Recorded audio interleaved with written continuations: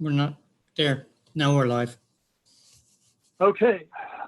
Good afternoon and welcome to the August 21st meeting of the East Bay Regional Park District Legislative Committee. In pursuant to Governor Newsom's executive order and the Alameda County Public Health Officer's current shelter in place, the East Bay Regional Park District will be holding their meetings via teleconferencing and phone videos. There are a number of ways to watch this meeting. The most convenient is probably through YouTube, which can be reached at YouTube/KZTM-A8ZFID4, if everybody's got that. You can also write any email comments you have or do email through ypadmore@ebparks.org or voicemail at area code 510-544-2002. So with that, welcome everyone. Let the record show that all board members are in attendance. Director Elizabeth Eccles, Director Beverly Lane, and I am Director Dennis Waspy. We're all in attendance along with staff. Our first order of business is an update on the fires that we're experiencing in the Park District. General Manager Doyle, would you like to give us an update? Thank you very much. We're experiencing an unprecedented second emergency in addition to the many months of the pandemic we're still dealing with every day. On top of that, now we have fires across the entire state, and we have a 175,000 acre fire south of Del Val called the Calaveras Fire, which is basically about 3 fires have now joined together. It is one of the largest fires in the state. It is not contained and not anywhere near any control. I wanted the board to know that based on the recommendations from our fire chief and consultation with CAL FIRE, it looks like the weather conditions are going to continue to be very dangerous with the potential even of additional lightning strikes over on Sunday. Because of that, I will be issuing an additional emergency order to extend the park closure list through Monday at 10 a.m. when we will reevaluate the weather conditions. This is really based on 2 things, based on the weather conditions and based on the lack of resources. I want to be clear that one of the major problems across the state is these weather conditions have greatly limited the air attack from CAL FIRE of the big tankers. Many of them are on the largest fires where there are residential evacuations. So if you think about the Santa Cruz Mountains and you think about Sonoma County, when they can fly, they are attacking those areas. But we have been without air resources. And I really want to acknowledge the great work of Eagle 7, which has just had a huge overhaul of engines and work in that helicopter. And it has been on the fires since last Sunday. So it's been nonstop and dropping water. They are focused on the Calaveras fire and very few other resources. I think we have 1 other helicopter that's assisting. That's it. The staff is all working on Del Val Park and working on hardening our facilities, additional fire breaks. We have our fuels crew is down there cutting additional fire breaks in areas where we have facilities down there. All of the equipment in an incredible effort by operations staff has been, if it's rolling stock with wheels, it's being moved to the center of the largest parking lot in the park next to the lake. We're also going to bring in our roads and trails crew to start looking at additional fire breaks where we have facilities such as our courtyard and our campground. So this is truly an additional emergency. I know it's an inconvenience to keep the parks closed, but I really think for the safety of everyone and for our staff who is spread out, every single on-call firefighter and fire equipment that we have is on duty fighting fires in our parks. Right now, the Deer Complex or Round Valley Fire is pretty much contained, and that is a patrol level fire, making sure it doesn't jump there. Across the state, except for residential evacuation areas, these are burnout fires, letting the fire burn at a huge perimeter because we do not have the resources to actually attack the fire, except for where we're trying to save lives and property. So this is really unprecedented.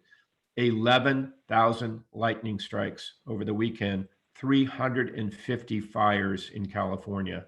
And one of the biggest is Alameda County, Stanislaus County, and Santa Clara County with the Calaveras complex. So I wanted to inform this board, and I will be sending that out as a notice today for everyone so they know that. But we will reevaluate the weather situation and the resources available to fight fires Monday morning. So if there are any questions on that, everybody's safe. We're being really careful, but this is one of the times where I've never seen such a lack of resources. The governor has called in out-of-state resources to help fight these fires from north to south. And you're actually seeing areas such as Napa and Sonoma, which just had the fires a very short time ago. One of the biggest up there is near Lake Hennessy and Sonoma, Lake Sonoma up there. So it's massive. And so that's where we are. And this is a constantly moving emergency situation. So really proud of staff and really proud of keeping them safe. Director Lane. Yeah, I'm wondering how close the fire is to Del Valle. Are we preparing because the wind is coming from the west now? More than the wind, the fire has moved north and east. So it's the Mines Road area is evacuated, all those ranch type housing and properties down there. So basically from Mendenhall Road south all the way to Mount Hamilton. They're trying to save the Lick Observatory on top of Mount Hamilton. Not sure what the status is there at this point, but it's that big. It's covering all of those areas down there. So yes, we are very concerned about Del Valle. And we have evacuated and closed that park, obviously, but we have a lot of facilities there and a lot of equipment there. Any other questions? Thank you.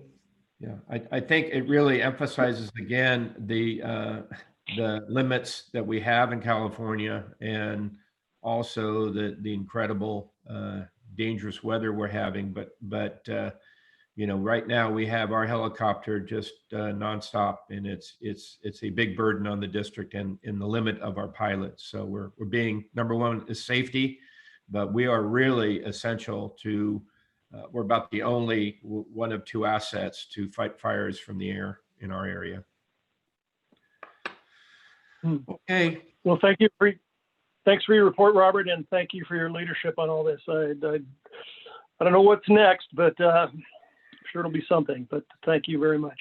Extremely proud of Chief Thiley and Chief Chaburo and all of the operations staff also, who is closing the parks, keeping them closed, and actually responding to the in-park dangers that we're faced with. So it's a great team. Thank you. Truly.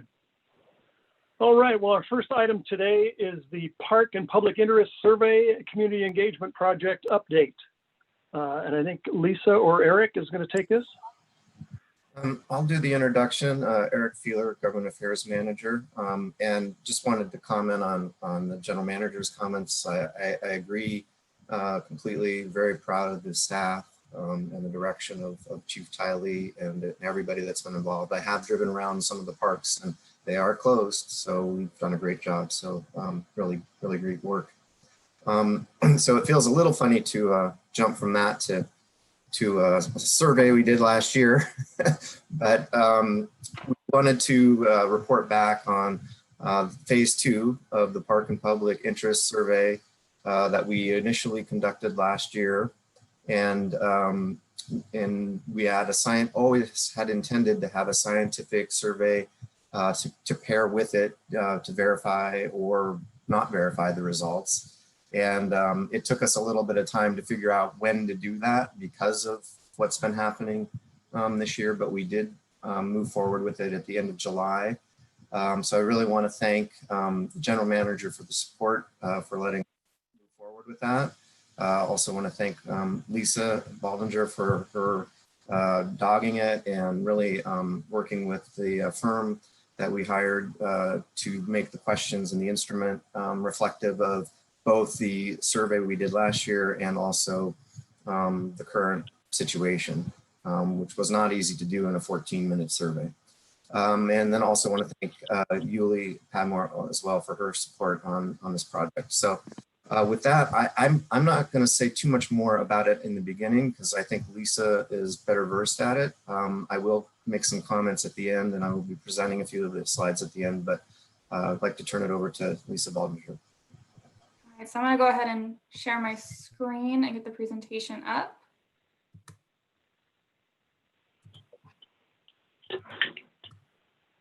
Okay.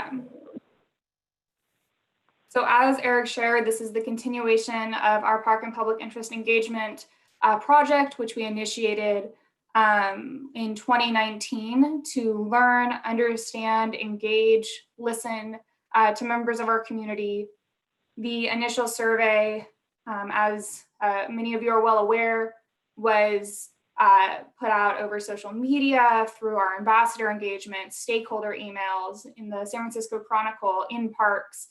It was offered in 4 languages and on various mediums. We learned a lot, but it wasn't a scientific survey. And so we wanted to expand and assess the results through a scientific survey partnership. So just a little bit more of sort of the good news that was able to go out with this survey. And so reflecting on how 2020 began and the impacts of COVID, we did include in the survey we put out, we wanted to be aware of the current world we're in, and there are COVID related questions that were within the survey tool, which we've put at the conclusion of this presentation. We've split it up into 2 parts. And the first part that we'll be presenting to you all today is building on last year. And so just to really make it the long-term and reflective vision of the park that it is, the slides that I will be initially presenting have photos from before COVID. So there will be group photos, photos of individuals without masks. These were all pre-COVID imagery from community events and those that we asked about. It was prefaced on the survey that we're asking about the time outside of a global pandemic. And then when we asked the COVID related questions, we prefaced it appropriately as well. So the survey in 2019 received over 8,000 respondents, lots of information, and we wanted to build off of it, build off of some of the open-ended questions that we received. So you'll see in the graphs that I'll present on the coming slides that we had some new elements added to the question, and we got a lot of great information. We wanted to build off of, because the 2019 survey was offered in parks, on cell phones, laptops, in multiple languages, we wanted to build off of that methodology. And so we interviewed a number of consulting research firms. And in the end, we went with Lake Research Partners, who helped support us on a project. It was a phone to text survey. It was 500 East Bay results. So we had voters and non-voters. And it was offered in English and Spanish. So the goal of this project was to scientifically build off of what we learned last year. So to begin, what we learned last year is that people are responsive on their cellular devices. So with 40% cell phone responses in 2019, we wanted that embedded in the survey methodology with the consultant that we chose. And so it was found on the July 2020 survey that we got over 72 responses via text. Individuals were offered, if they received a phone call, they were offered to take the survey over text or vice versa. And so it was a really engaging process. And then we just have some of just our baseline questions. So awareness of the East Bay Regional Park District. In this survey, because it was offered openly, we had a little bit, yes, of very aware. So for the in-park surveys, we got lots of awareness because the folks were in the parks. Here, we were a little bit more somewhat aware, or some folks were not aware. And with that, we then provided an overview statement of who the East Bay Regional Park District is and continued on to the questions. And so this was just awareness off of name alone. So still very strong at 92, know of just the name East Bay Regional Park District and who and what we are. In all of the coming slides, green is 2019 and blue is our more recent July survey.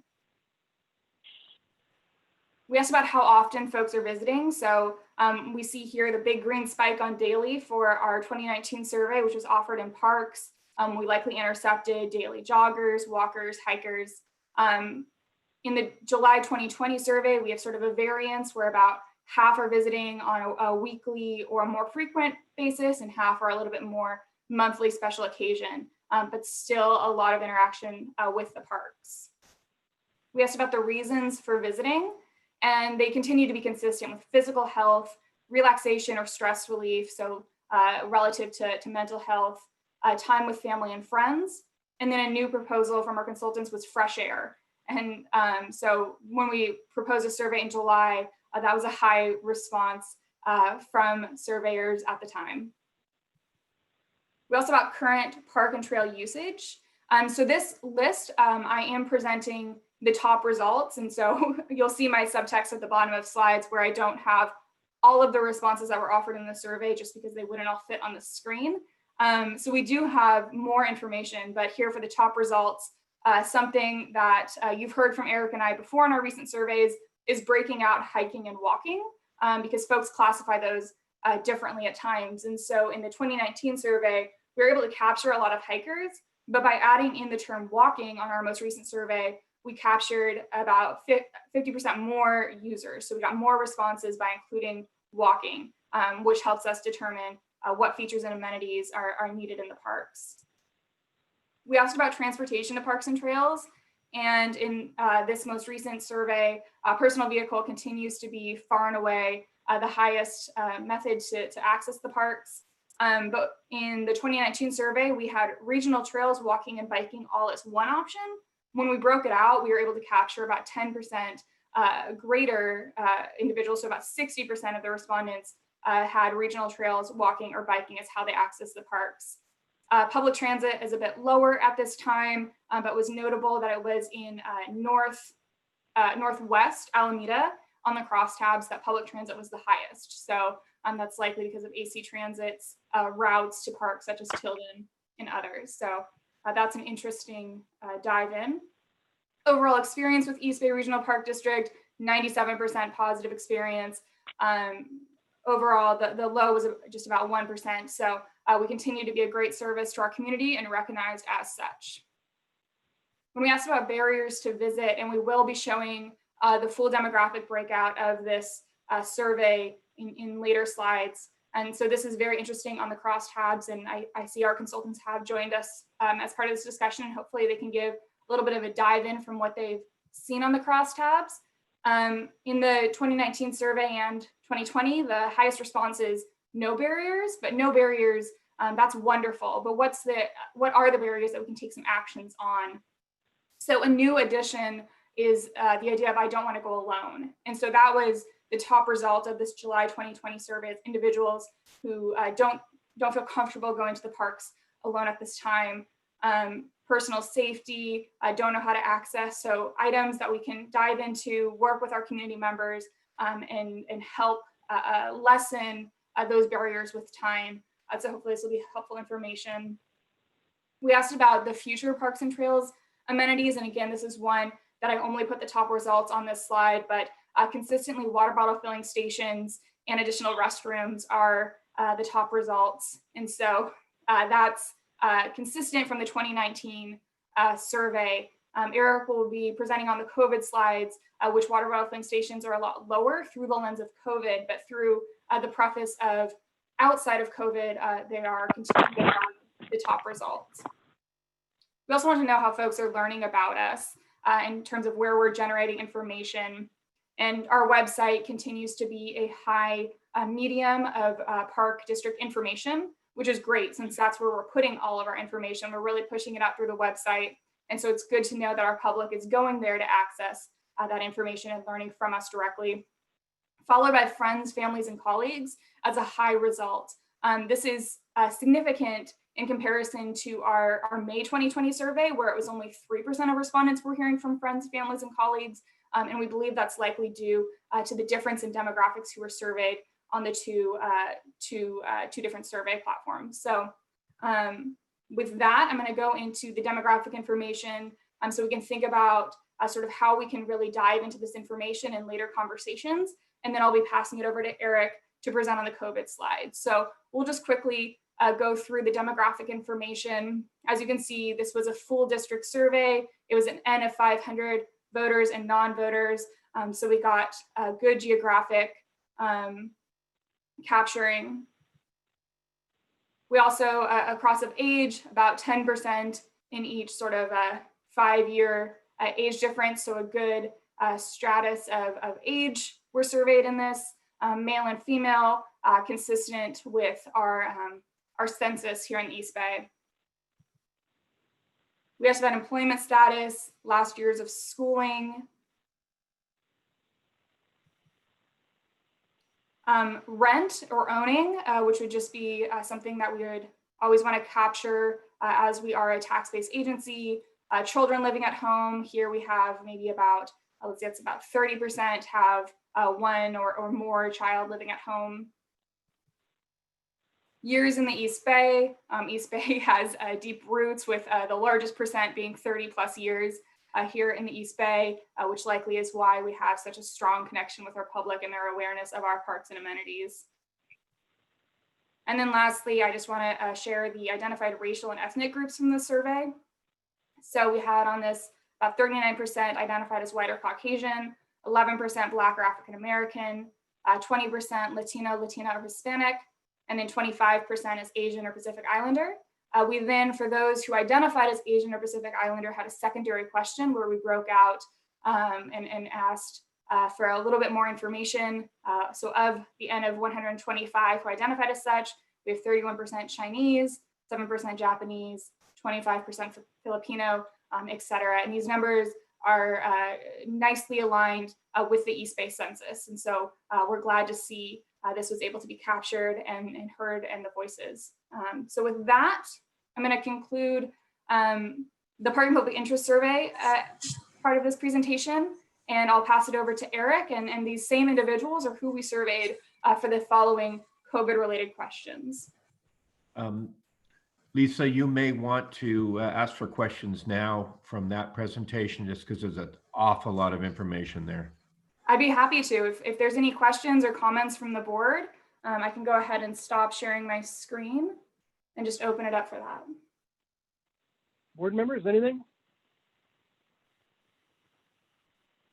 Seeing none. I don't see Elizabeth, but sound off if you'd like to ask a question. Beverly.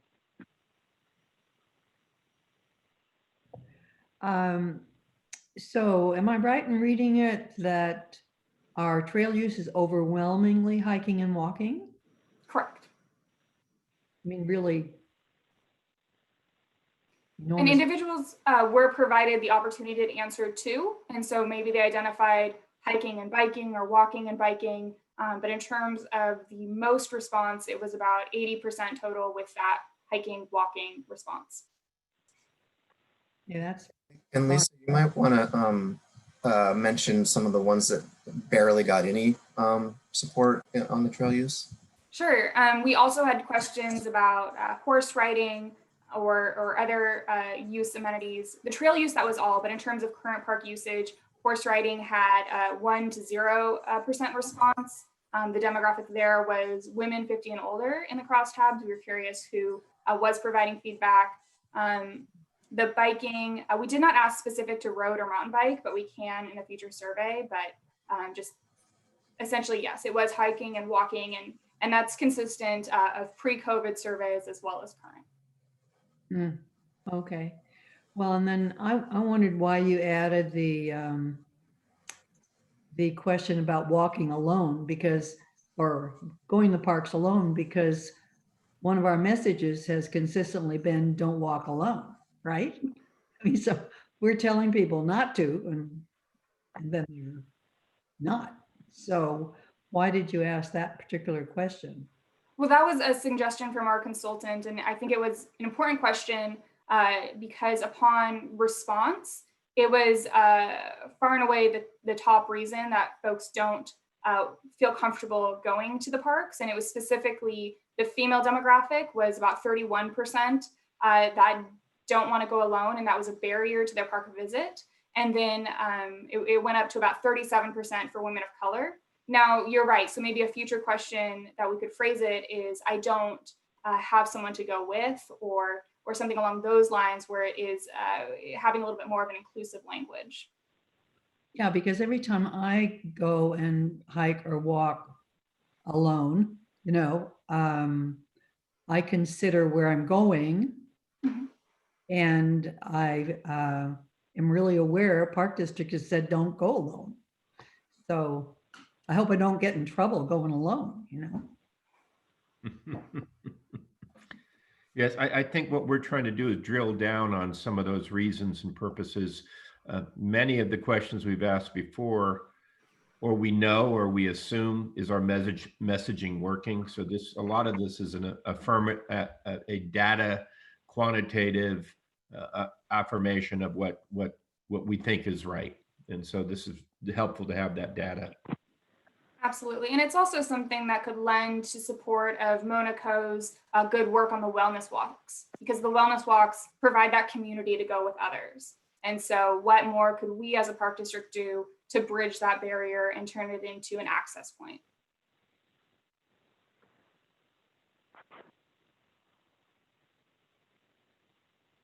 All right. Any other questions, comments from board members? Okay. In that case, let's go ahead.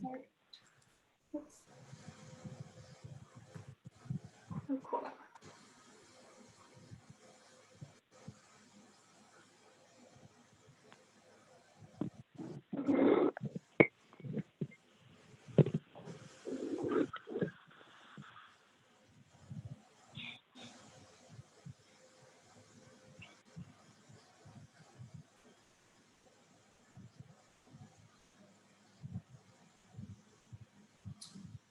Okay, so as Lisa mentioned in the beginning, just given the circumstances of where we are right now, it would have been weird, I guess, to have done a survey without also checking in on the COVID-related questions. So as you recall, we did do a COVID-related survey in May, and so we wanted to see if things had changed, or if you using a different methodology with different demographics, if that provided dramatically different information. And I'm happy to say what it provided was, I think, even more of a reinforcement of the important role that East Bay parks are playing at this time. Next slide, please. So we wanted to ask the question in a very balanced way about whether parks should be, specifically East Bay Regional Park, should be an essential service during COVID-19. So we gave both sides of the argument that it is essential for psychological and physical health. And then we also said, but others would say that it shouldn't be. So giving that balanced question was interesting. Next slide, please. To get the response that it was 81% yes, that we should be considered an essential service. And that is actually up a couple of points from the May survey that we did. Next slide, please. And then this is the question the general manager wanted us to ask: how important has it been to have the parks open? And this is still well over 92% say it's very important to, and somewhat important to have the parks open at this time. Again, demonstrating that we're on the right side of history, keeping parks open. Next slide, please. Then we also wanted to ask about a couple different breakouts of what you're using the parks for. This one got at physical exercise. This was a 96% agreed that the parks have been important for physical exercise. That's actually up a couple of points from the question in May. Not really surprising, but good to see. Next slide, please. And then this is the one that I just personally feel there's a lot of depth in this question in terms of mental health and psychological health. And this number is actually up 4 points from May. And I feel like over time we need to better understand what this means and what role we can, how we can use it for advocacy, because I think this is a very critical service that we're providing the community, and one that we've been talking about in terms of healthy parks, healthy people for a long time, but that we need to also talk about in terms of advocacy and funding and additional resources that we can provide the community. Next slide, please. So again, outdoor activity for children and youth, 94% agree, not surprising.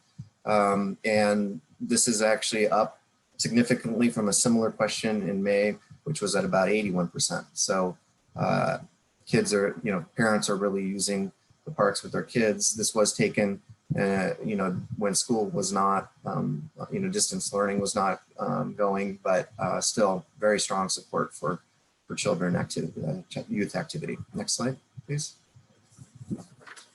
This is one that we did not ask earlier in the year, but did want to check about the impact on the local economy. And we got 90% agree, but as Lisa has pointed out in the past, this does have the biggest discrepancy between strong, or not discrepancy, but the closeness of the strongly agree and somewhat agree being much larger than on a lot of the other slides. So I'm not sure, maybe that's just a matter of us getting our messaging out better. We are currently expecting some information from Beacon Economics that will help us do that, working with our public affairs and DECO teams. So more to come on this. It'll be interesting to see if after we produce some of those messages, if this number would go up a little bit. Next slide, please. And that number actually is important just in terms of advocacy. If there are economic jobs packages, stimulus packages, both at the federal and state level. So that's the hope is to have some good data so that we can make the case that parks, also that we're open and that we're doing projects, would be important employers during any kind of a stimulus effort. So again, Lisa had mentioned the amenities in the earlier slide, pre-COVID. So this slide is asking about, in the middle of COVID. So hand washing stations is much higher than it was in fact, I'm not even sure we asked it in the other set of questions. And then obviously COVID sign safety information, that's a new question. And water bottle filling stations is much lower than it was in the Park and Public Interest Survey, which I think is a testament to us getting our messaging out about bringing your water and making sure, people knowing that our water fountains are not operating. So this is also reflecting some of the messaging that Carol and her team have been doing. The hand washing stations, the water bottle filling stations was at 32% in May. And if you combine these two numbers now, it's at 24%. So even more people are bringing their own to the parks. Next slide, please. And then this is a fairly off the charts number about the importance of our staff. And so we have a 99% importance rating.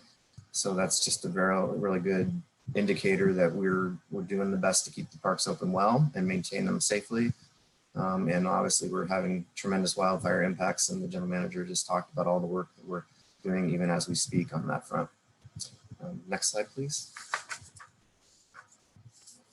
And then we asked about the summer jobs program. This is something that I think Elizabeth, you were involved in the conversation with Representative Lee, but we asked about youth jobs and creating opportunities for employment, and really high support, 89 support here. That's equal what it was in May. So this is something that the public's really interested in seeing happen. Makes sense given the economy. And also something that I think will probably work its way through, we'll be talking about some bills later to reestablish the Conservation Corps and other efforts in AmeriCorps at the federal level. And I do think that those efforts will move forward, particularly if there's a new administration next year. Next slide, please. And then we asked, would you be willing to pay $1 a month to support youth jobs? And without any additional information, we got a 67, we got a 2/3 vote on it. So really positive outcome without very little information provided. So this is really something, again, you know, like the mental and psychological health, providing jobs to young people is something that the Park District does and has done for a long time. Need to get that message out even more. Next slide, please. And then just to conclude, wanted to briefly introduce our research consultants and ask them for any additional insights that they might want to provide. I don't want to take too much of everybody's time, but I do think it's important for them to give their insights as they're the first time we've worked with them. David Merman is a partner with Celinda Lake's firm, Lake Research Partners. Lake Research Partners started in the mid-90s. Celinda Lake was one of the original pollsters for former President Bill Clinton. So it's a nationally recognized firm. We're fortunate enough they have an office in Berkeley.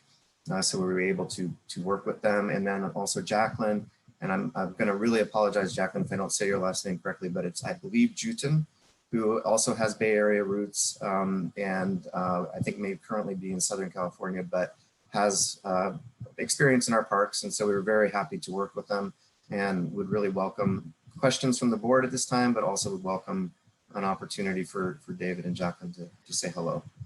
Thanks, Eric. This is David, and you know, we were thrilled to be able to carry out this work. And I would just say this in terms of context for those some of those variations that you saw in the data from previous surveys. That, you know, this was a complete representative sample of adults living in the East Bay, so it included all kinds of people who, you know, may or may not have the full opportunity to use the parks, but you know, to see those still very high levels of awareness, very high levels of support for keeping the parks open during the pandemic, and very high levels of actually using the parks, but with some issues and barriers for some people. I think is, you know, it's sort of broadens and deepens what you already know about the folks using the parks. So we were thrilled to be able to help provide that information. And if you do have questions about sort of specific, you know, breakdowns or subgroups, we have, you know, full crosstabs on all of these questions, and happy to answer those, possibly directly if we can look it up quickly here, or happy to provide you know, further background as needed if we want to dive into those differences. Great. Jacqueline, are you there? Well, even so, welcome, I think Jacqueline. I heard if you are Jacqueline there. sign on, but she may, I don't know. For I'm sorry, I was there she is. just trying to unmute myself. Hi, hello. Yes, it's Jacqueline Jutton. Well, welcome. It's nice to have you. So I guess we'll have questions now. Director Lane, did you have your hand up? Yeah, I wanted to know again if how reflective the responses were of the demography of the East Bay. Mm-hmm. And I was curious when I saw the chart on the distribution, it seemed to me like there weren't that many out of East County. Yeah, it's a great question, but if you look at the distribution, I don't know if you all want to pull that slide back up, but the demographic, we stratified and interviewed the sample in such a way as to be as accurately reflective of the adult population of the East Bay as possible. And so if you break down the demographics, you'll see that we took each county and divided it into 3 regions. And those 3 regions are, you know, there's East, Central, and West. So the Contra Costa regions, east and central together, are both on the east side of the hills. Central Contra Costa is like Walnut Creek, Concord, Martinez, and then and into including Lafayette and all of that. East Contra Costa is out to Pittsburgh, Brentwood, and so on. So those two together are 31% of the sample, and then you add East Alameda, which is smaller, but which is basically Livermore, Pleasant, and Dublin, another 8%. So you add those together, and the east of the hills area is 39% of the sample, and that almost exactly reflects the population distribution. So you've got about 60% of the population on the west side of the hills, all the way down from San Pablo down to Fremont, and then about 40% of it east of the hills. Okay, and then I have a question on the, well, was the survey about 14 minutes long? When you talked to people, is that what you said? Yeah, I think that was the. Okay, yeah, well, Yep, Lisa's saying, and it was live, and as you saw, it was all a telephone-based survey. So this was a comprehensive set of phone numbers and individuals in the East Bay. But people had the option of completing the survey either with a live interview on the phone or with a text interface through their mobile phone. And a lot of people chose the text option, but it was the same questions and same response categories regardless. And it was a very interesting approach David, you and Jacqueline used, because the question is, are you in a place where you can safely talk? That's right. So that's if somebody was driving, we did not interview them if they were driving. Yes. Yeah, and then they could opt into the text, and they could. That's right. And they could opt in and do it later. And we reschedule, and all of those are because the challenge with any survey research is non-response, right? There's two challenges. One is if you just do what's called a convenience survey and you let people join in if they are interested, you get people who are not representative because they're opting into the survey because they're more interested in the topic. So we control for that. But then the other thing is it's for those who are maybe less interested in the topic, you still need to get them to interview. So we give them many options to do that. We reschedule and work around their schedule so that we give people multiple opportunities to participate, and that allows us to have a more representative sample. okay, yeah, it's really important because, we've had surveys that are all landline when people don't Yeah, have, this wasn't that at all. Yeah. or reducing number of people who have landlines. So, so you're saying that, well, for one thing, I'm just always astonished that people will want to do a 14-minute survey. I assume you let them know that in advance. And then I'm wondering if you feel like this is the current way that you're always doing surveys via some device. This is the most accurate way to get a random representative sample of a wide population, whether that's all adults in this case or voters, as we are often doing. Eric mentioned we do some work around elections. We're doing a lot of that right now, as you might imagine. And the most, people who are making strategic decisions about voters and how to communicate with them are using this methodology. This is the most accurate way to get a complete and accurate sample of a large population, which is, combination of the phones and then the online option for those who prefer to carry it out that way. And then we do a lot of other things to control and stratify the sample to make sure that it's representative and that we're not getting too many people. If you just call people randomly, you get more older people, you get more well-educated people, you get more white people and not as many people of color than if you are careful and stratify and distribute your sample appropriately. So we do all of the above. Okay, and then I just have one other comment, and that is in the employing youth. Who are these 4%?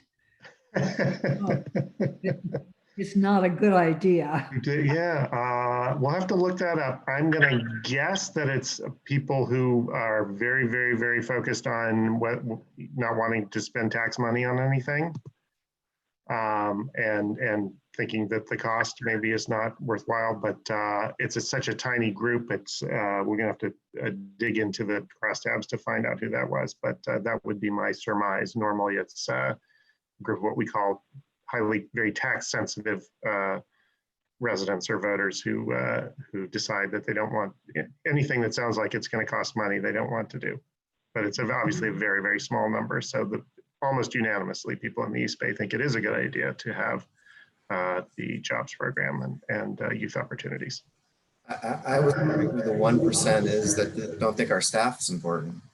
Well, it's higher than 1% who believe that, we're living in a simulation and that we've already been taken over by space aliens. So, just be clear about how large a group of people this is. And it's not really the group we should be worried too much about. The 90% plus are the ones you want to be talking to.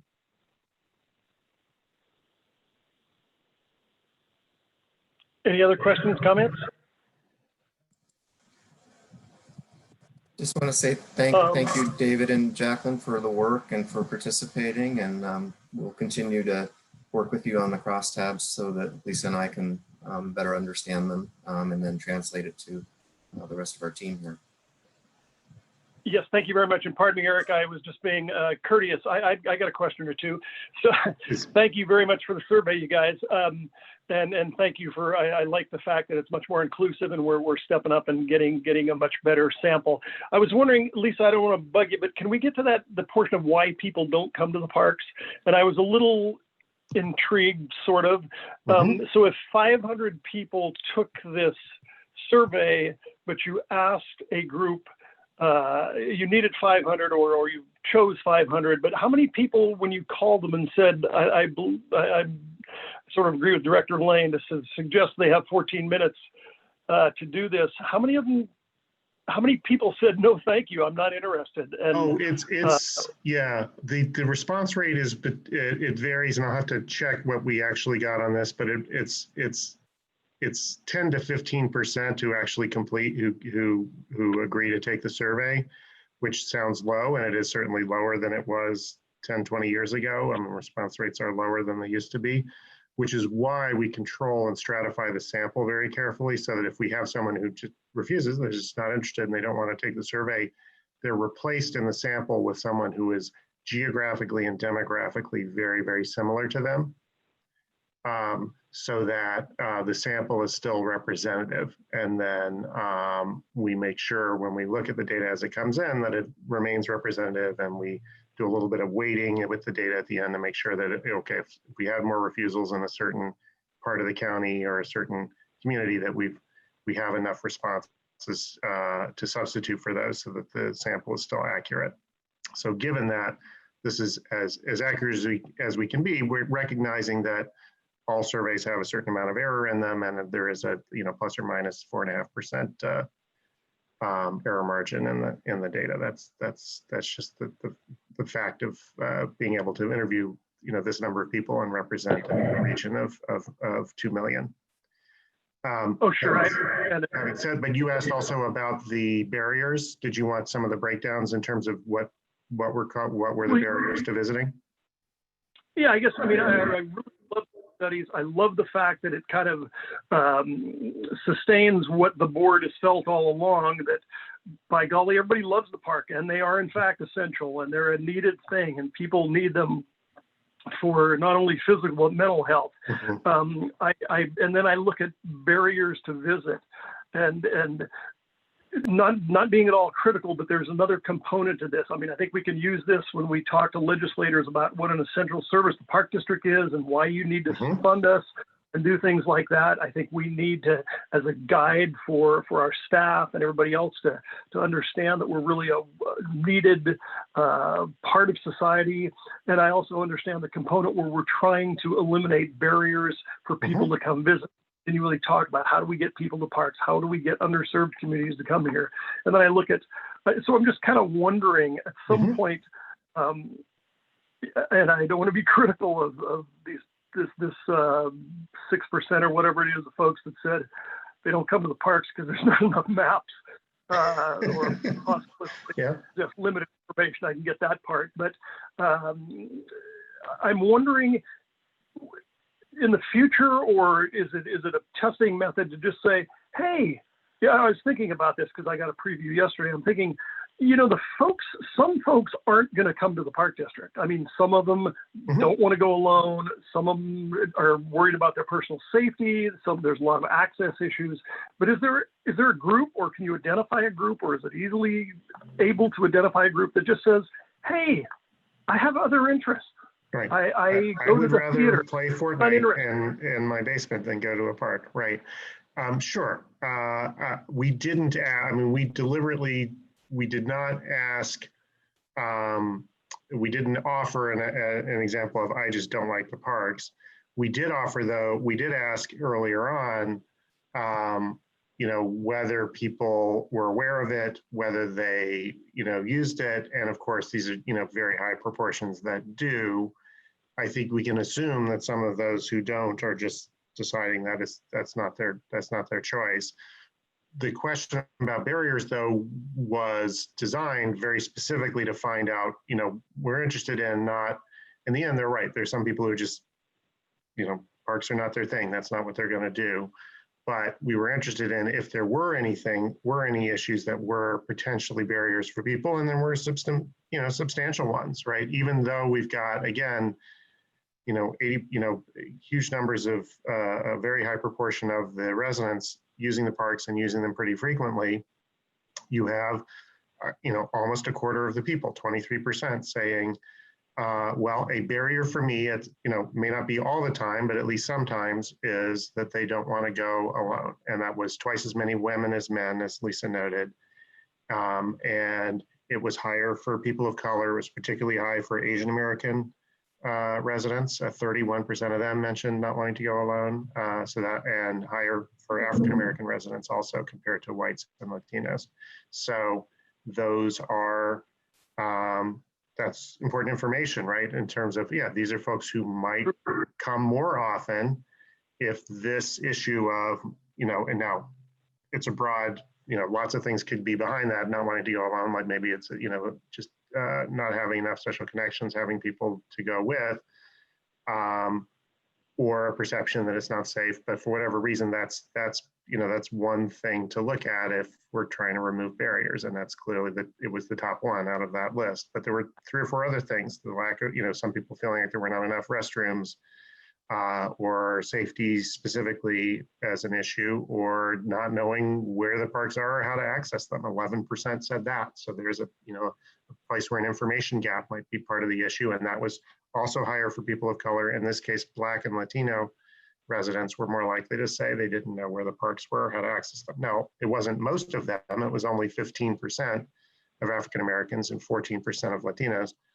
But that still means, you know, there's a population there for whom that's potentially a barrier. So all of those are, you know, hopefully useful findings to figure out how to address this. All right, well, thank you. And so, and these barriers, these were listed. No, people didn't have the opportunity to We give said their, here are some, that's right. We did have other, and it was 18%. And what we're not able, just because of the nature of this, we had to limit the time. We didn't add open-ended responses to everything, so we didn't actually get the full breakdown of the other here. But that is obvious. There's obviously some, you know, some other things that we haven't thought of that may be barriers as well. So that's and some of those may be the people saying, yeah, I'm just not interested, but we didn't. That was not a listed option. So. Okay, thank you so much. Or overcrowding. I hope we never get to that point, but right. These last few weeks, I'm sure that's on some Right. people's mind. Anyway, any questions, comments from anyone? Robert. Yes, thank you very much, Dennis. I just really think the news here is trending in the right direction, and that this district has long been a leader in scientific polling and data collection of users. And yes, the parks are extremely crowded and have been. But I think some of these questions, Dennis, specifically you raised, are really good that we'll continue to dig into. When you look at a reluctance, and Director Lane as well, a reluctance to go to parks by your alone because you're not sure they're safe. That's very important for our public safety messaging. It's also very important that things like the multicultural outreach, a huge success. I love that the picture in the background was a multicultural outreach. Our interpretive programs. Right now, our visitor centers and programs aren't available. We're doing online. But I think those are all the pieces of our portfolio that are important that as we can, we'll continue to benefit those questions in the right direction. And I think it's tremendous. And I think this shows we need to keep going in these directions. And we know we have great targets to go after. Many people don't know where they should go to work to go in the right direction. I think this is very helpful to the priorities for the district. I continue to see the water bottle fillers and the bathroom issues, which we've known and been working on now for many years, continue to be consistently a priority, which is an affirmation of what we're trying to do. And we just need to, prior general managers said, the good news is people want more of what we do. They don't want less. So we need to do more of these things as we have the ability to do them. But I think the depth of that information continues to be refined. It continues to be a deeper dig into that, including some questions we haven't really dug into in the past. And really want to thank both our consultants and Lisa and Eric for digging in deeper into these questions. I think they're very important. I agree. All right. Well, thank you, David and Jacqueline, and hope we see you again. Oh, pardon me, Director Lane. Yeah, I was thinking about people I know who are hesitant to come to the park, and I don't know if we get into that in greater depth at some point. I think you need to inquire about whether they are concerned about snakes or mountain lions, because I mean, it's astonishing to me how many people do mention that. And no one mentions bears or anything, but we have those are the two wild issues. And I suppose if you do get into the depth, the issue of hiking or walking with cattle is something which we should ask more about if we're going to go into those issues. Yes, Director Lane, I've had people who have said they won't go to parks just because they're worried about ticks. Somebody in their family got Lyme disease and that's it for them. They're not going to even take that chance. And that's a very remote possibility, but it's enough to discourage somebody from going sometimes. Yeah. And we did have, as I stated on many of the slides, we only presented the top results, and we did have fear of wildlife included on the question, and it received a 3% of the population identified that as a top barrier. And we can dive more into the crosstabs with David and Jacqueline's assistance, and your specific examples of snakes and ticks and the specific animals, I think would be good language to include on future surveys, because wildlife is holistic, but maybe a tick or an individual element in terms of education that we can provide. Yeah, thank you. And wasn't also cattle and grazing an option, Lisa?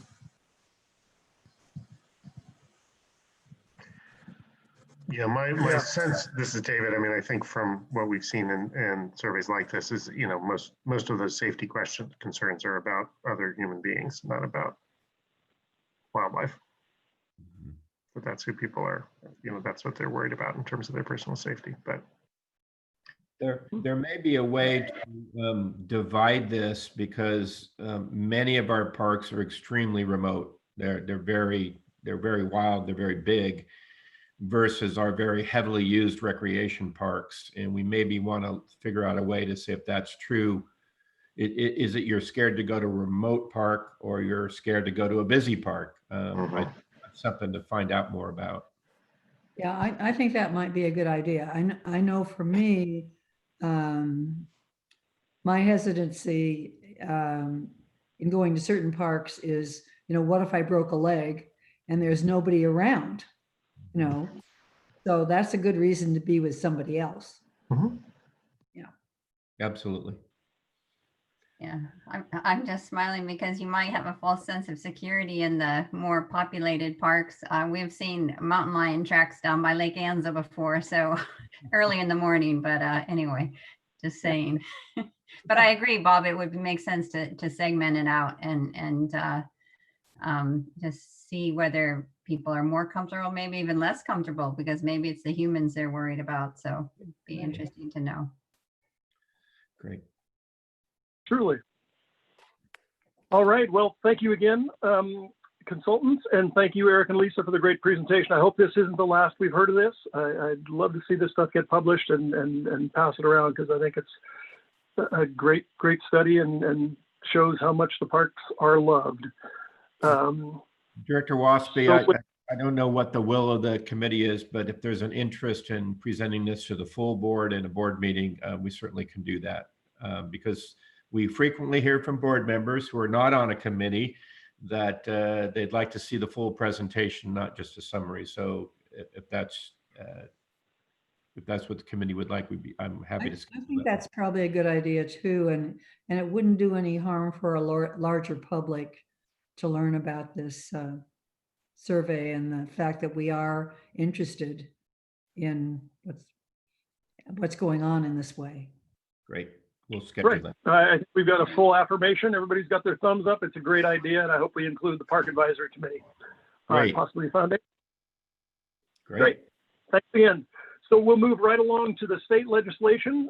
Doug is there waiting, and here we go. Our first item is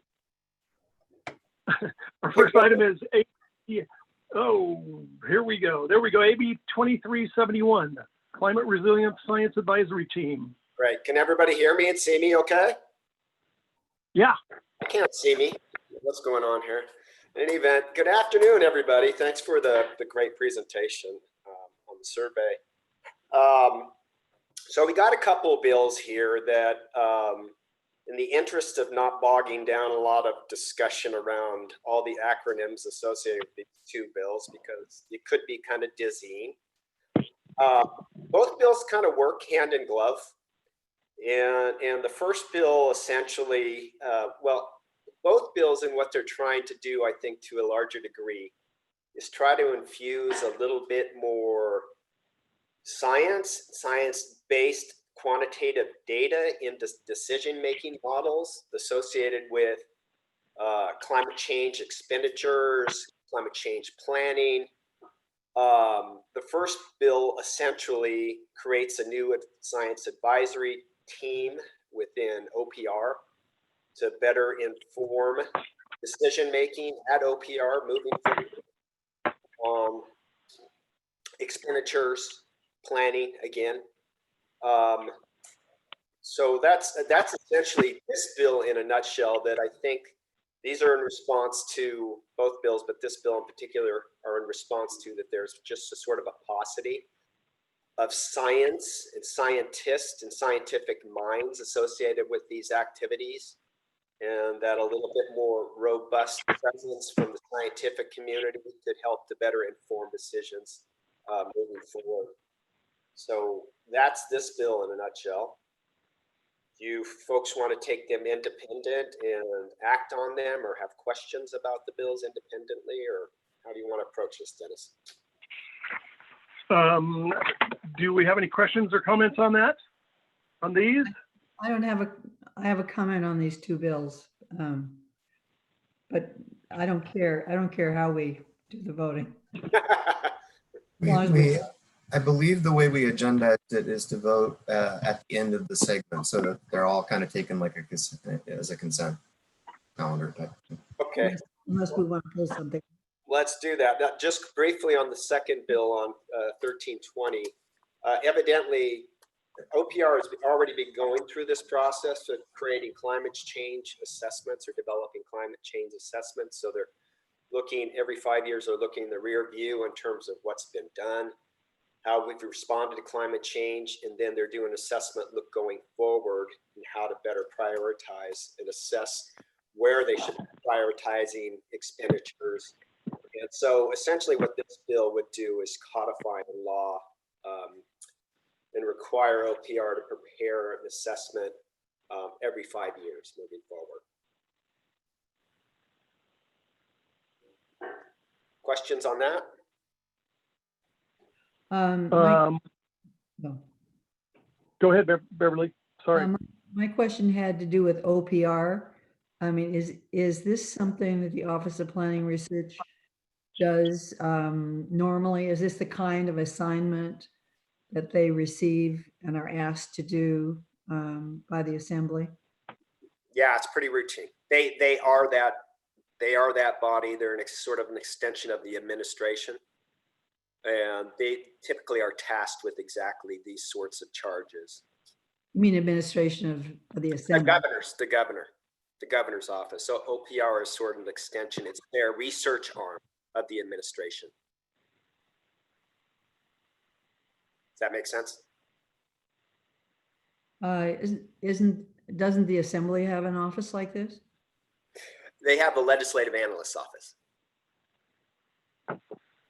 Okay. Okay. We have two bills before us that have been recommended to support. If there are no further questions, we could handle them as consent calendar style and recommend the full board support. Is there a motion for that? So move. I have a motion by member Lane Second. and a second by member Eccles. Fantastic. If there's no further discussion, hearing none, all in favor. Oh, let's, Madam or Clerk, could you poll us individually? Absolutely. Director Beverly Lane, Yes. Director Elizabeth Eccles, Yes. and Chair Director Dennis Waspy. Yes.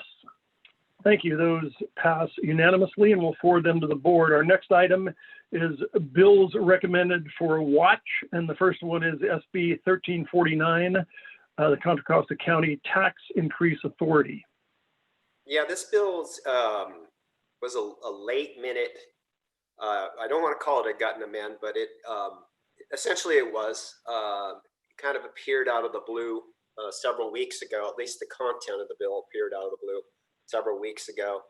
And the bill is trying to allow and authorize for the county of Contra Costa, because they're subject to a tax, income tax, not income tax, I'm sorry, sales tax limitation. This bill would authorize them to exceed that limitation to do a number of things by 0.5% to implement their healthy and safe Contra Costa programs, which will include potential funding for East Contra Costa Fire and regional hospitals and safety net type programs. So we're watching this measure.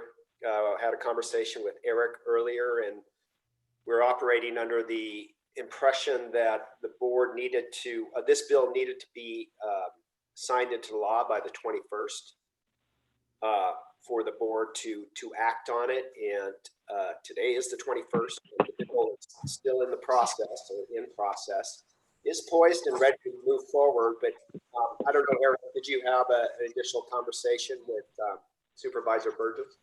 Yeah, they do have a scheduled vote today, but the prediction is that it'll be extended again until August 31st. The intelligence is that it's a 4/5 vote, so it's somewhat contingent on Supervisor Mitchoff, but the prediction was that it would receive the 4 votes to be to delay the decision on whether or not to move forward with their measure till the 31st of August. They've already agreed to put it on the ballot, but they need this legislation approved in order to do so. Didn't they already have a 4-1 vote on it? What was that? Yeah, they voted twice, including, I believe, August 4th, as was the second vote to move forward. Okay. Okay, and so it's a recommended watch, and I'm a little quizzical as to that.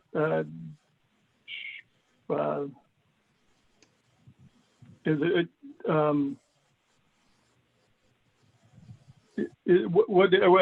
why are we watching? I guess would be the question. Well, I say it in the context of Senator Glazer is a quote friend of the district. It's his bill. I'm sure we've talked to him about this before. as with many things on dealing with legislation, I wasn't sure if it was going to be relevant or not because of the deadline on the 21st. So I think it's fine if we want to support. I'm pretty confident that they'll extend the deadline so it would still be relevant to support. So I think that's up to. Well, my supervisor is the one voting no about it. And there's definitely a feeling that if it's going to be successful, I mean, I think it's a 51%, right? If it goes into the general fund, it's 50 plus one vote. Yes. Yeah. You know, of course, my area is the no tax area that they were talking about. And so as people locally have been saying, you know, you really need to have a 5-0 vote on the Board of Supervisors if you want to be successful with something like this. And I think I'd also like to know some details on funding for East County Fire out of this. If they're going to fund East County Fire, what about Con Fire? I wouldn't ask about Saramone Valley Fire because they're so rich, but for Con Fire, I think when things go into the general fund, people look at them in a different way. So I'm happy with watch actually right now. Okay. Director Eccles, do you have an opinion?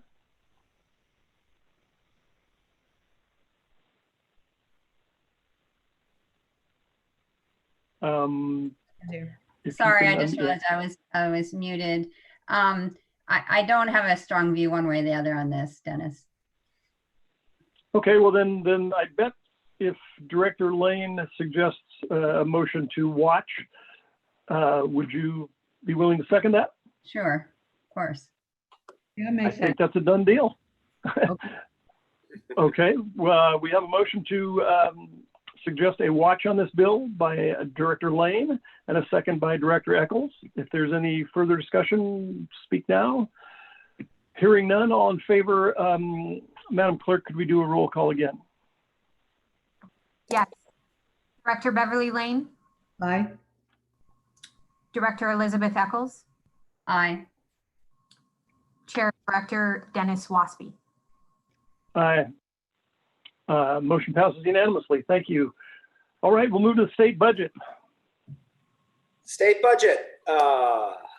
The kick the can down the road kind of budget we got going here. So due to COVID, it obviously threw the budget and our economy into a tailspin.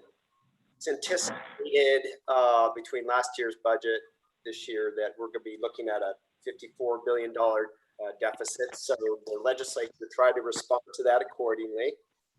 A lot of typical gimmickry, deferrals of payments, borrowing of special funds, obviously drawing down the our rainy day fund to try to bridge the gap. But so there was a lot of pain to go around. If by chance the federal government comes through at the end of the day and finds a way to help the states through a fourth stimulus package, I guess it would be, it might mitigate some of the pain going forward. But even still, I think we're going to find ourselves in a structural deficit situation for the next couple years, if not longer. Some of the good news that came out of the budget is that, during the May revise, the governor took a very frugal route. He cut a number of programs and proposals under in the resources category. And ultimately, the legislature restored those with the governor's blessing. And some of those programs were $20 million that would be available for nature education programs through a piece of legislation, AB 209, that was approved a couple years back. That did find its way into the budget. That will be moving forward. The district and the foundation will be eligible to apply and compete for some of those funds. You recall there was a $20 million one-time allocation for the acquisition and development of a new state park in the state of California. Ultimately, the $20 million was reduced to $5 million, but at least there was some money made available in this very difficult budget time, so that became available. The governor in his original budget had proposed reallocating what are called habitat conservation funds. The Habitat Conservation Fund, it's about $30 million annually. It's allocated on a basis for habitat improvements, land acquisitions, and those monies were to be directed to the governor's the secretary's biodiversity program within Department of Fish and Wildlife. That was thwarted by the legislature, so the program continues to live on, hopefully in perpetuity. Note, there has not been an agreement on how to spend and allocate GGRF resources, revenues, Greenhouse Gas Reduction Fund revenues, and that's simply a product of the fact that there is literally no money there. During the last auction sales in May, there was only $25 million worth of sales, which is generally in the hundreds of millions of dollars that are available through GGRF. So the legislature is electing instead to, in hopes of a better auction more recently, and in November, hoping to put together an expenditure plan to submit to the governor in January or February. So that's the budget. Of note also, there still may be in the legislature working with the administration are working on budget trailer bills. There is scheduled to be one resources related budget bill. And importantly, in that budget bill, the administration, in the spirit of economic stimulus, they're looking to expedite the release of Proposition 68 dollars.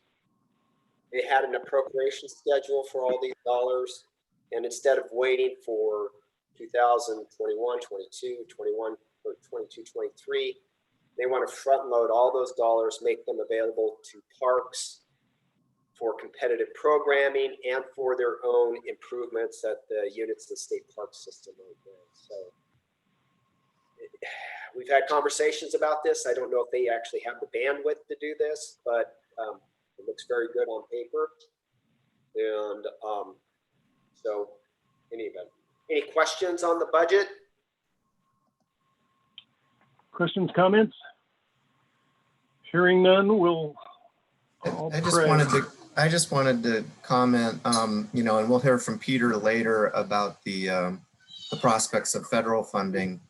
But do you think, Doug, that the budget will stay as is, even if the federal money doesn't come through? Will they relook at the way they're handling the lack of cuts, frankly, or would this just kind of get put off till next year? I mean, I know you can't necessarily predict, but just curious. No, they're not going to do it this year. I mean, I've heard very resounding no. We're not coming back for special session. We'll deal with it in January, because simply, and the cynic in me, of course, is that we're running headlong into election season, and so folks are going to be busy on their campaigns. And the last thing that they want to be talking about is reducing health and human service expenditures, anything of that nature. So no, I think they're going to be deferring any kind of hard, difficult decisions until January or later.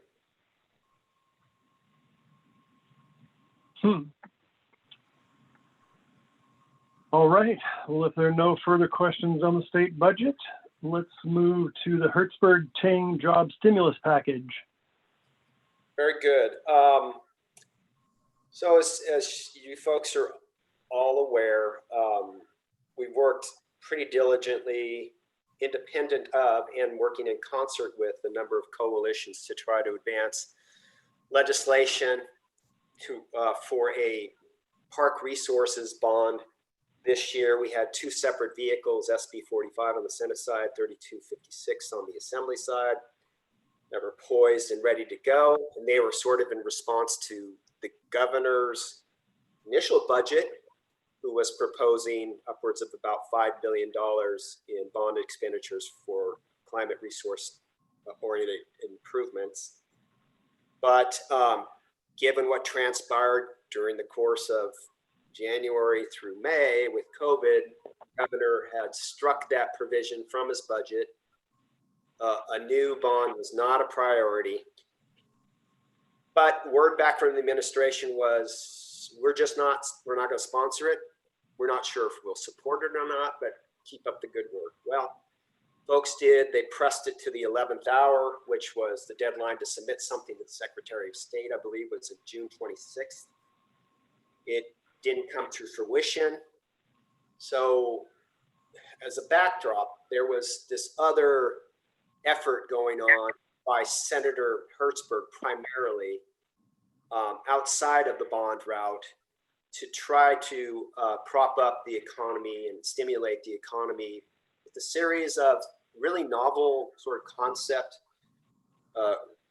revenue mechanisms. One being creating a voucher system where folks could front load tax payments this year in exchange for reduced tax payments in out years. There's some other discussions about securitizing some of our revenue streams, such as GGRF, but that's, given what I just told you about the $25 million, that's really unpredictable. So when the bond effort failed, a lot of the environmental conservation stakeholder groups decided it's the last ditch effort. They pivoted and moved toward this construct that Mr. Hertzberg and Phil Ting were proposing. Again, novel approach. Unfortunately, leadership never really bought into it, meaning legislative leadership. It's my understanding the administration really wasn't too crazy about the concept, because while it'd be great to have an additional $20–25 billion in this year's budget, we don't know what the impacts and the implications would be to out-year budgets. So there was just too much uncertainty associated with it. There were too many demands on the use of these funds. I think it was put together in a little bit of a random, haphazard manner without a lot of staff input. And as a consequence of that, it's stalling out. Now, having said that, I think it was still a really great exercise to go through. There were really strong new coalitions of folks that formed up around this. So moving forward, and I suspect there's going to be a doubling down on the efforts around a bond next year. There's enough advanced work has been done. We've created templates in 3256 and 45 that folks can refer to and look to as a starting point for 2021. So, I mean, all is not lost, but this year, I think everything stalled out. We literally have 6 working days left in the session, 7 working days left in the session, and really 3 days before nothing, no changes in language, no more language can be submitted under our 3-day rule where our bill, new language needs to be public for 72 hours. So what's been advancing, what we've seen to date, I don't think there's going to be a whole lot of changes moving forward. I'm not expecting any sort of new watershed legislation in the next several days. I'm not picking up on that vibe. And through my contacts in the legislature and the two houses and the budget committees in particular, there just doesn't seem to be the energy nor the will. And given that, folks, there's so little interpersonal contact right now, the house is pretty dysfunctional, and I just don't think it's a great time to be launching into something that is, while creative, creates a lot of uncertainty. And I would just add, when we began the conversations, and I think it was actually Doug that began it at the CPRS conference 7 years before Prop 68 actually passed. It's a beginning of a conversation about, green infrastructure, civic core jobs. There's also some would be some funding for the Coastal Conservancy and the Bay program, and the San Francisco Bay Restoration Authority. So it is important for us to stay engaged, which we have been. And also once we get the information back from Beacon Economics on jobs and an algorithm that we can predict how many jobs it will be required to do future projects.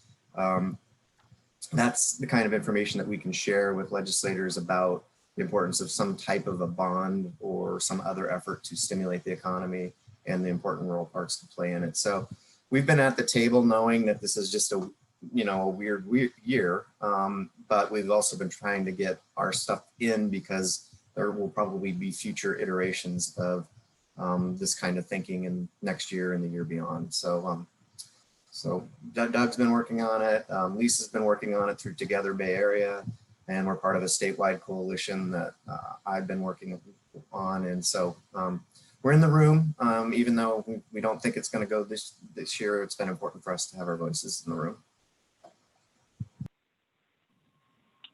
Well, if there are no questions or comments on that, I will embrace Eric's quote that it is a very weird year, and we'll move right on to the statewide ballot measures. Oh, Eric, do you want to take that?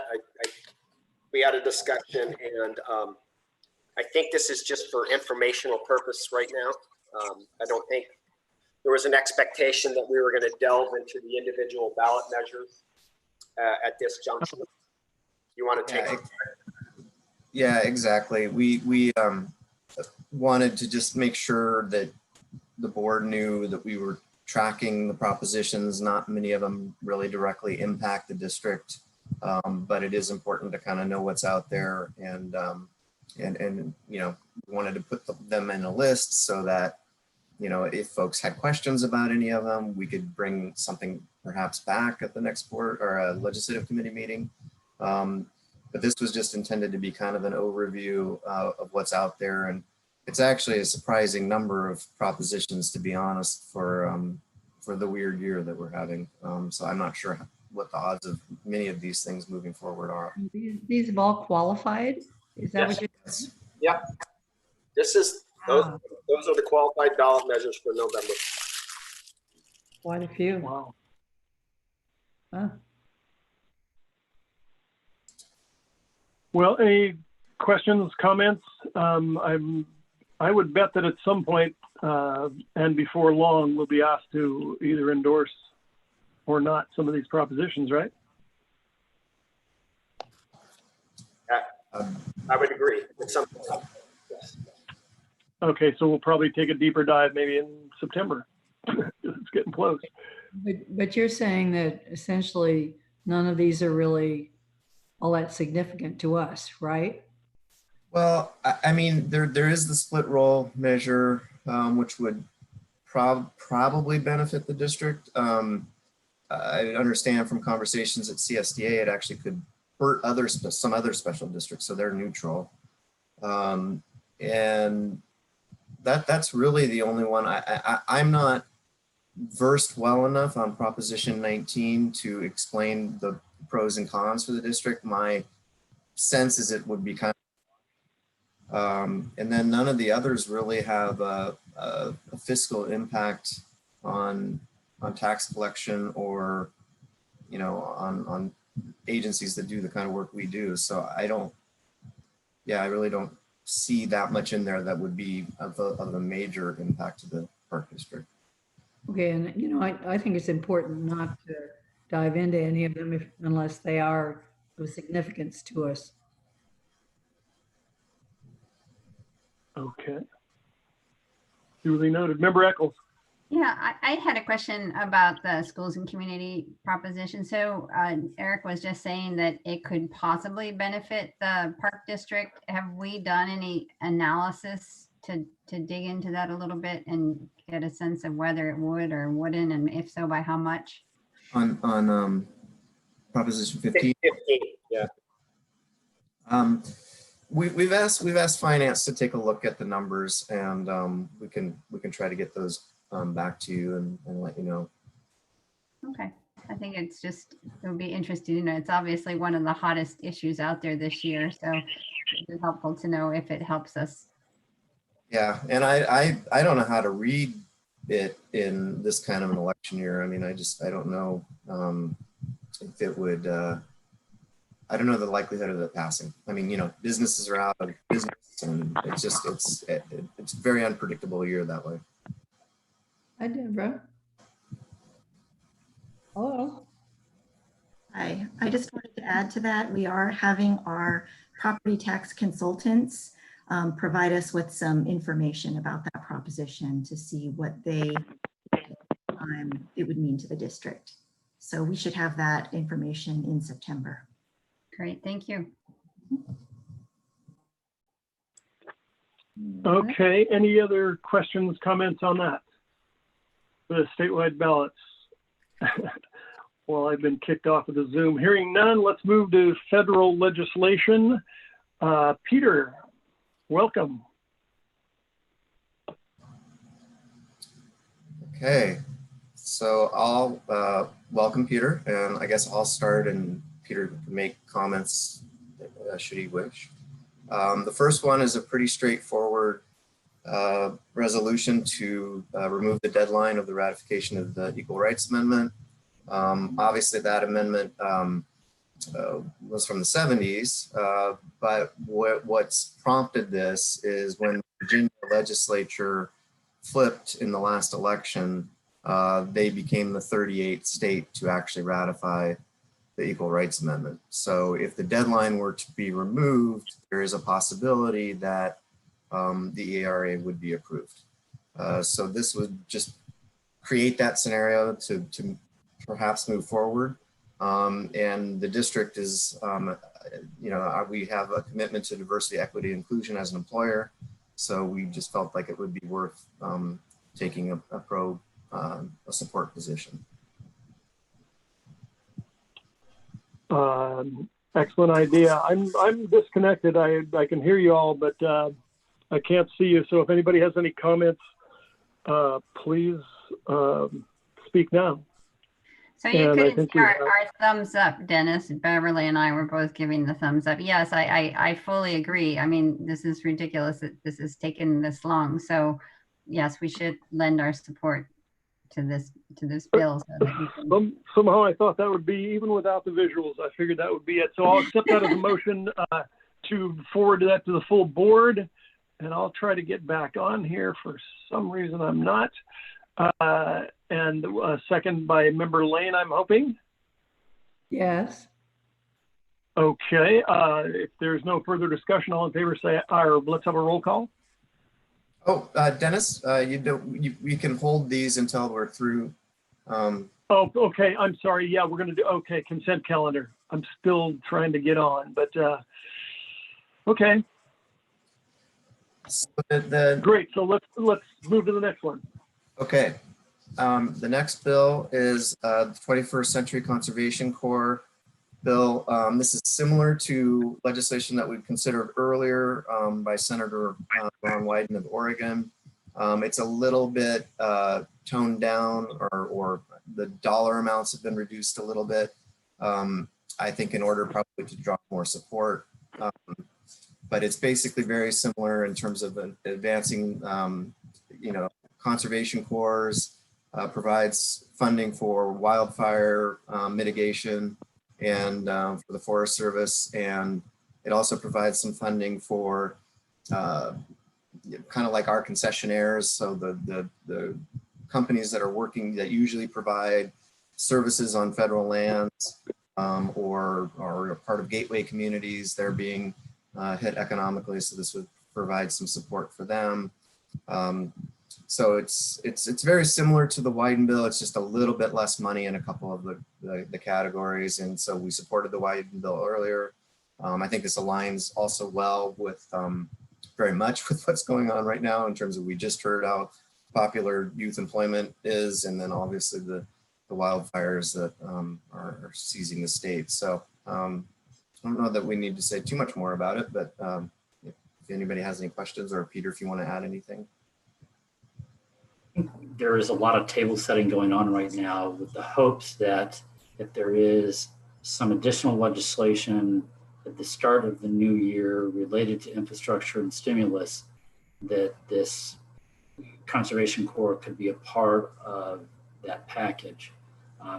As Doug noted, there is an intense focus now with the elections, and so many of these bills are being introduced this year, but are really setting the stage for next year. But there's I think a lot of focus coming in with a lot of other stakeholders now wanting to be supportive of the Conservation Corps legislation now that the Great American Outdoors Act and LWCF has passed. So I see this as a real potential and a good opportunity. I think it'll be helpful to the Park District, but it'll also be helpful to people that may need employment in this very difficult time.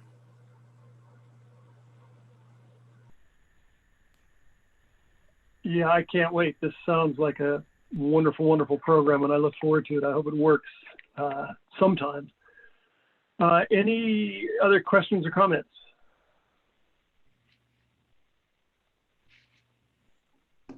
Hearing none, we'll move to Senate Bill 3964. Again, another in the concept of funding conservation corps and AmeriCorps. This is actually a revised legislation that Coons, I hope I'm saying that his name right, Peter, Senator introduced earlier. But in order to try to get more bipartisan support, he reduced some of the funding and also some of the numbers in terms of how many people would be eligible for the new Corps positions. But it's, again, very similar to what we were just talking about. It has a little bit broader reach than just fire and more the rural programs with the inclusion of AmeriCorps. So it's a little bit more wide ranging. And I think, as Peter indicated, these are all kind of placeholders for negotiation for what could happen next year if the administration changes. Okay, any questions, comments on that? Oh, Okay, great. How about Senate Bill 4273 and 7585? House. Yeah, so it's unfortunate the general manager had to jump off for another call, but this legislation would expand Rosie the Riveter and would add, and perhaps Director Lane could comment on it, but it would add the Nynstrom Elementary School building as part of the historical site. In order to do so, legislation needs to be passed. And also, I believe the way the legislation is written is that if there were additional expansions, this bill would allow for that without having to go back to Congress. So it's obviously our local park, our local representative, and our state senator, vice presidential nominee.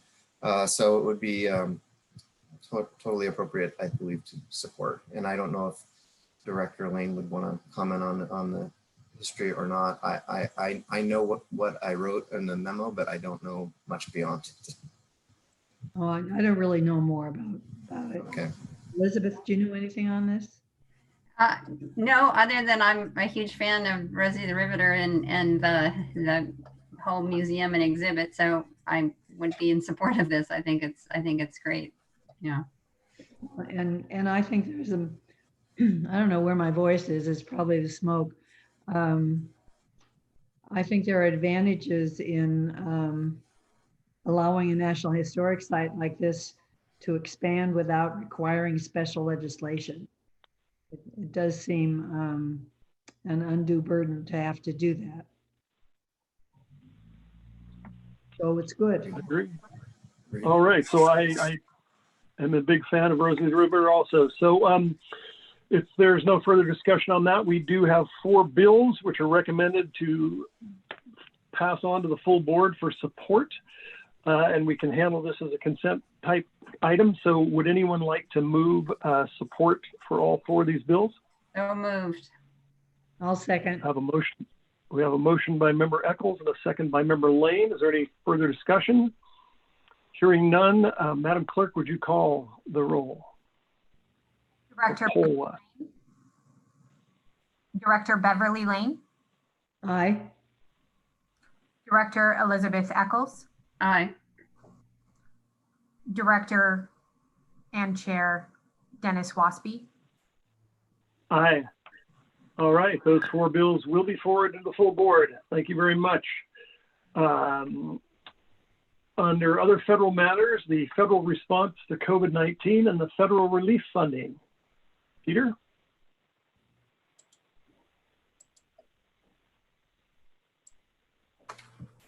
Just give a brief update in terms of where the things are. It continues to evolve as I have watched this on a daily and hourly basis, discussions with the House and with the Senate and with the White House. The House of Representatives is coming back to vote tomorrow on postal service legislation that deals with funding needs that they have, but also prohibiting the changes that the Postmaster General wants to make. That's $25 billion for the Postal Service. As a result of that, there are 117 House members that have written to the Speaker and said, we want to vote on unemployment insurance benefit extension tomorrow, Saturday. We want to vote on that and we want it now. That's a real-time conversation that's happening. I'm not sure that that legislation, the unemployment piece, will be voted on tomorrow, if I were to guess. But there is increasing pressure that potentially means that parties, meaning leadership with the White House, will come back around the table to figure out a potential agreement on a package of items that could move forward. The Republicans had put forward a bill, Senate Republicans have put forward a bill, it's about $500 billion. There is zero in there for state and local aid, zero money in there for special districts, even though there is an increased effort in gaining traction in the House and Senate in support of state and local legislation or state and local aid. So I just want to preface that. I can go through a little bit of the numbers. They're calling this the skinny relief bill. I'm not quite sure why, but that's the new term of art at the moment. So there's money in there for schools, $105 billion for K through 12 schools and colleges. There's $29 billion in there for vaccines, $16 billion in there for testing and tracing. They claim $158 billion for businesses, but when you really look at it, they're using carryover money of $100 billion from CARES, so it's really only $58 billion for small businesses. They would provide a benefit of a $300 a week for unemployment insurance through the end of December. There would be some money in there, a very small amount of money in there for the Postal Service. There's also talk about a $1,200 payment to individuals or families. So it totals about $500 billion. That is not what the White House and what Senate Republicans were talking about, which was about $1 trillion. Remember, the HEROES Act that passed the House more than 10 weeks ago now was 3.4 trillion. And that had about $1 trillion in there for state and local funding. Right now, there has been discussion, well, I should say in the last 4 weeks, there's been discussions about $1 trillion to $900 million for state and local aid coming from Democrats. And at some points in these negotiations, $105 billion was put on the table for state and local aid. It's hard to see how this plays out. My best guess right now is that there's increased pressure on the House and Senate and the White House to come back around the table by Labor Day to reach an agreement, because there is so much need across the country. That's the state of play. That this special district bill that was introduced in the Senate has bipartisan support, and there has been growing conversations that Republicans are having with their leadership and Democrats are having with their leadership in support of making sure special districts are eligible for state and local funding. But I will say, from where I sit, it's been a very loose knit group. It's doing their best to make this case, but there really needs to be a national association for special districts, because if this hasn't been an illustrative moment to show that special districts actually do have a big presence and a big footprint across the country. Their collective voice just needs to be more organized, and I think it can be very effective. But right now, it's just a few of us really working it hard. I'll stop there if people have questions. Any questions, comments? Did you hear that, Dennis? What's that? National Organization for Special Districts. Well, yeah. I was going to follow up at the end, but anyway, if there are there any questions, comments from board members or staff, well, for that matter? Yeah, I just appreciate the information, but you know, it's really complicated for us to follow since it changes so quickly. Yeah, that's for sure. And you know, Peter, you're right. We need a national organization. I know Eric and Lisa did an excellent job of pounding the drum here in California. And I think Eric, didn't we get a pretty good response from CSDA members and also some California Association of Recreation and Park Districts folks wrote letters in support. I know it's only one state, but I think if we start here and understand what's at stake, I think we can work from that, but I don't know. I will say this, that Senator Feinstein and Senator Harris have really stepped into the fray here and have been helpful, along with Senator Sinema of Arizona, Senator Cornyn of Texas. They're the bipartisan leaders on this special district bill. This is the bill that Congressman Garamendi introduced in the House. So there is momentum and a collective effort. We just need to do more, and we're trying to do that. And we'll continue to work at it. Yeah, and we did get a good response on Dennis, from the park districts, and I know that CSDA has been hosting I think it's a weekly call on special districts as essential, and I think I think the park district, given the polling that we saw earlier today and what we saw back in May, I think we just, for our purposes, need to say that parks are essential. And I know that Yuli's been working with me on participating on those special district calls. I was unable to be on the call this morning, but I don't know, Yuli, if there's any sort of a brief report back from that call. Yeah, so we did have one of the coalition meetings with the CSDA group this morning, and they're asking for drafted proposed guidelines, allocation, and methodology. Also for feedback from special districts. They initially were asking, well, they are asking for a report next week regarding revenue and losses.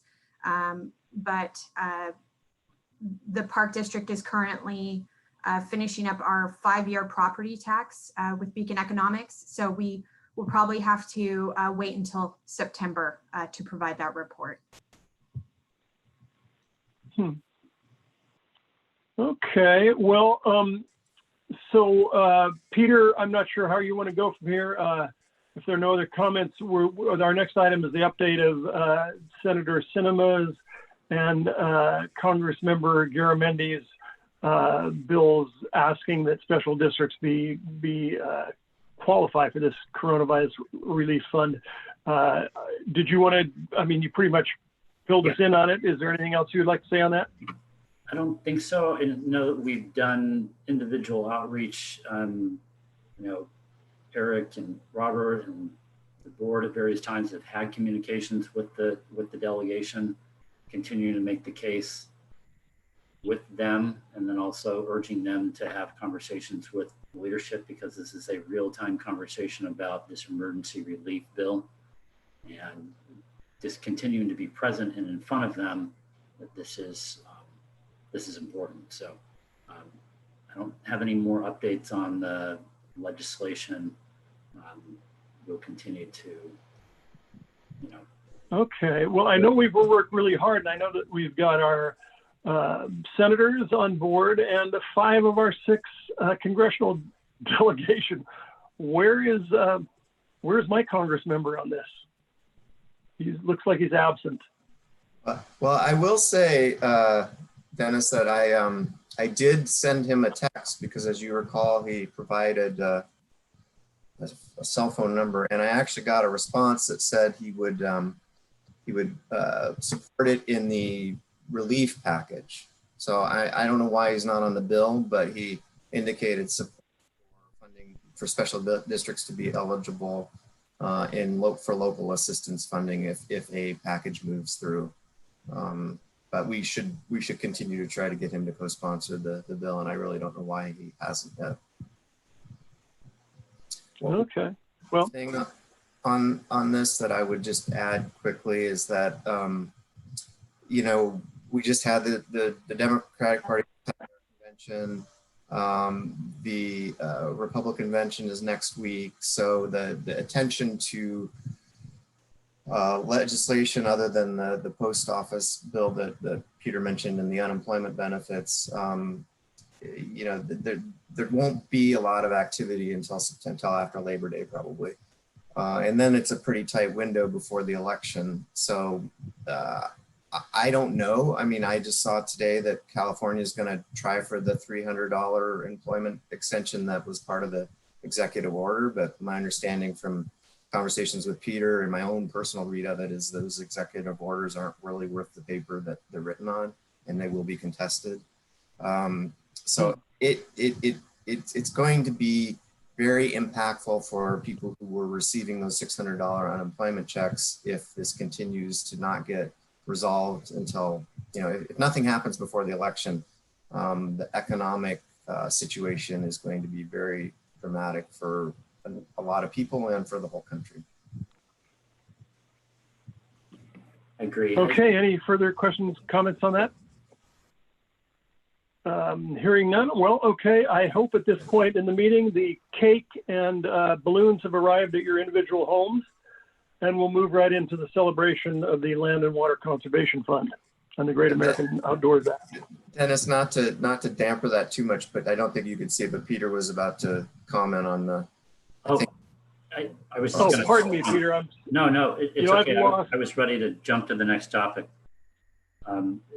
Great American Outdoors Act, Land and Water Conservation Fund. The Park Service is beginning its implementation of the bill. Part of their issue is that they've got to work with Congress on some of this funding still and how it's going to be appropriated. I say that because when we passed this bill, it was supposed to be mandatory funding, crystal clear in the act. 40% went to federal, 40% went to state side, but then 20% of the money is determined by Congress. So that's caused a little bit of, they're just trying to figure it out and how to implement it, but they will be meeting almost daily starting in September, and I'm not sure they're going to have guidance out in October, but the staff at the Park Service on the implementation side feel fairly confident this is going to go smoothly and isn't going to be slowed down just because it's a new law. That's about as much as I can get from them right now, but I'll be back in touch on any other updates related to implementation. But they're very excited, and we should be too. I think we all are. Any questions, comments on that? Just to throw out a number, and I think I have this right. If I don't, I'm sure Lisa can correct me. But when we talked with our grants folks the other day, they were estimating that we would get between 26 to 28 million annually in Land and Water Conservation Fund stateside competitive grant program, which is a program that the Park District has historically done quite well in. So there will be additional funding for California in the future. Excellent. Excellent. Board member comments? I can't see any of you. So just speak up if you would like. Hearing nothing, we'll move to any other matters, federal matters? Well, Hearing none. Peter, thank you very much. Hope everything's well out there in Washington. Go ahead, who's ever talking? I believe that's Beverly. My apologies, Director Lane, and you're muted. Thank you. So actually we are partying here, and we've been partying for some time because of this. No matter how it happened, really, it's such a success that it's hard to wrap your hands around it. So thank you to everybody for working on it. Yes, I agree. We've been, I might not have cake and champagne here, but I've definitely been very happy ever since this got done. So yes. Absolutely. Celebrating in spirit for sure. Yeah. Truly. And thanks for everyone's efforts. I guess we'll move now to the articles. You have a group of articles in your packet. Does anybody have any comments on any of the articles? Anything they want to point out? Well, I don't have anything on this article. Dennis, can you hear me? Yes, go right ahead. But reading the paper this morning, I can only say that people are really going to be pursuing the Postmaster General because he's out there killing baby chicks. Have you been reading this? Because of the equipment that they pull back, these chicks are not making it through the post office. And I mean, how can you have a Postmaster General who's against baby chicks? Really? They're few and far between, I'm sure, I hope. Anyone else on articles? Okay, let's go to open public forum, open public comment. And I know we do have a public comment, and I think Yuli is going to read that. That is correct. So this public comment is from Hayward resident David Garcia. The email reads, "Hello all, my name is David Garcia. I am a lifelong Hayward resident. I have reached out to you in regards to formally putting in a request to see the addition of more adult calisthenics equipment in the East Bay parks. This would include, but not be limited to, equipment such as parallel bars, pull-up bars of varying heights, adult monkey bars, Swedish wall, etc. An example would be something like the photo I have attached. To my knowledge, the only thing remotely close to this in the East Bay is the tiny park in front of Kaiser San Leandro, or the miscellaneous scattered equipment across the San Leandro Marina. Exercise is an essential part in keeping the immune system strong and pivotal for not only physical health, but mental health as well. With all fitness clubs closed with no foreseeable open date, it is now more than ever that this is necessary. Thank you for your time. Respectfully, David Garcia, and I will share the screen to show you the photo. Just one moment.